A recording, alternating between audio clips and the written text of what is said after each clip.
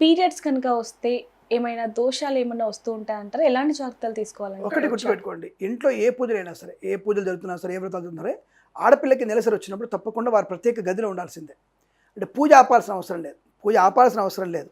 ఆ సమయంలో ఆ పూజ కూర్చునే స్త్రీకి ఏమైనా ఇబ్బంది వస్తే కూడా తిరిగి తన పక్క రూమ్‌లోకి వెళ్ళిపోయి పక్కన కూర్చొని మిగతా పూజ కార్యక్రమాన్ని భర్త గారు నిర్వహించవచ్చు, పిల్లలు నిర్వహించవచ్చు, ఇబ్బంది లేదు. వాళ్ళ పిల్లలకి, వాళ్ళ అమ్మాయిలకి ఏమైనా ఇబ్బంది వచ్చింది, ఆ పిల్లని పక్కన కూర్చోబెట్టి వేరే రూమ్‌లో కూర్చోబెట్టేసి వీళ్ళు స్వతహాగా అంటే ఒకవేళ అమ్మాయి అక్కడే ఏమైనా అంటుముట్టు ఉంటే మాత్రం శుద్ధి చేసుకొని పూజ చేసుకోవాలి.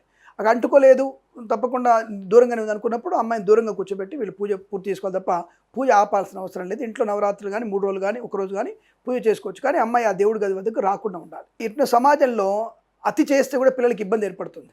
అసహజమైనటువంటి వ్యక్తిత్వాన్ని పిల్లల ముందు ప్రదర్శించి అది సహజంగా వచ్చేటువంటి నెలసరి. దానికి ప్రత్యేకంగా మనం ఏదో దాచుకోవడానికి ఏం లేదు అక్కడ. సహజంగా వచ్చేది కాబట్టి ఆడపిల్లకి ఆ సమయం తెలియదు. చిన్నపిల్లల మందు ఇంకోటి. దాని గురించి అనవసరంగా హడావుడి చేసి, గొడవ చేసి, మనసు పాడు చేసుకోవడం అవసరం లేదు. నిదానంగా పిల్లలకి ఈ పూజా సమయంలో ఇలా ఉండాలి మనం. ఇది సంప్రదాయం, ఇలా ఉంటే మనకి గౌరవం, ఇలా ఉంటే మనకి శాస్త్రీయం అని చెప్పగలిగితే పిల్లలు వినగలిగే అవకాశం ఉంది. పిల్లలకి మనమే చెప్పట్లేదు, భయపెడుతున్నాం పిల్లల్ని.